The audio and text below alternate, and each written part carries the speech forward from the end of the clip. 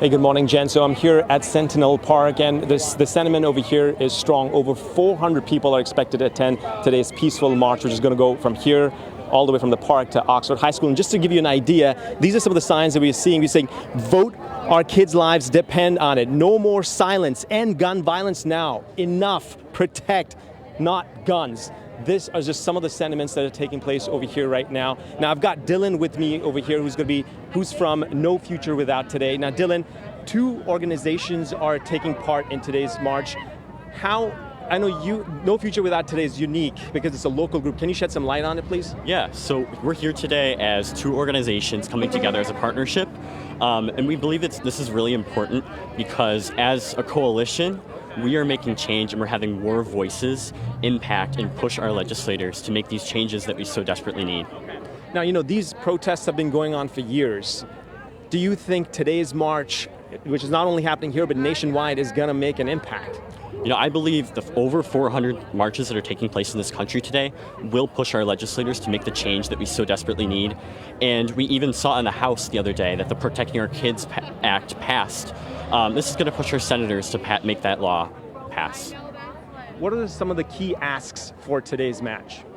For us personally, we are asking for sensible gun reform policies, including safe storage, red flag laws, a age limit or an age max for semi-automatic rifles, and then we are also asking for universal background checks. One of the main points we're asking for today, though, is safe storage.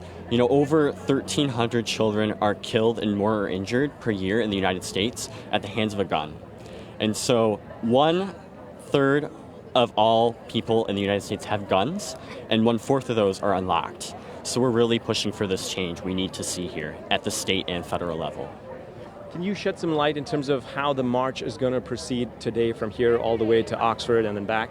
Yes, of course. So we're going to leave here around 11:30, and then we're going to march to the high school and then have a moment of silence for the victims of the Robb Elementary School shooting in Uvalde, Texas, our shooting here in Oxford, and a man who was killed by gun violence this past April in an apartment behind the school.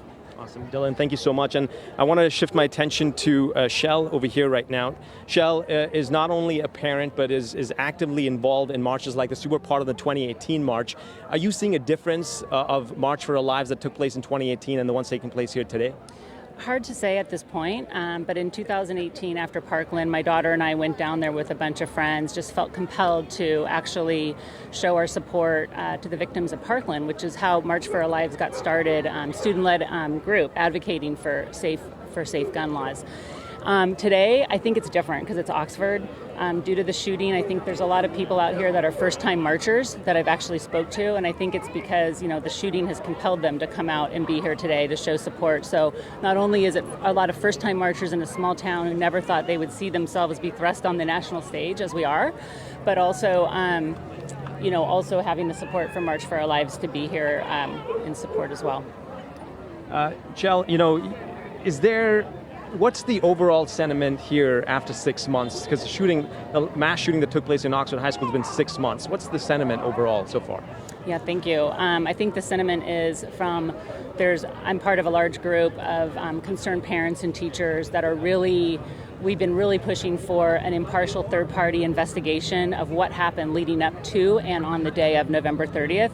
We've been showing up at the school board meetings. The Attorney General has offered twice to hold her own third-party investigation, which has been declined twice by the school board and administration.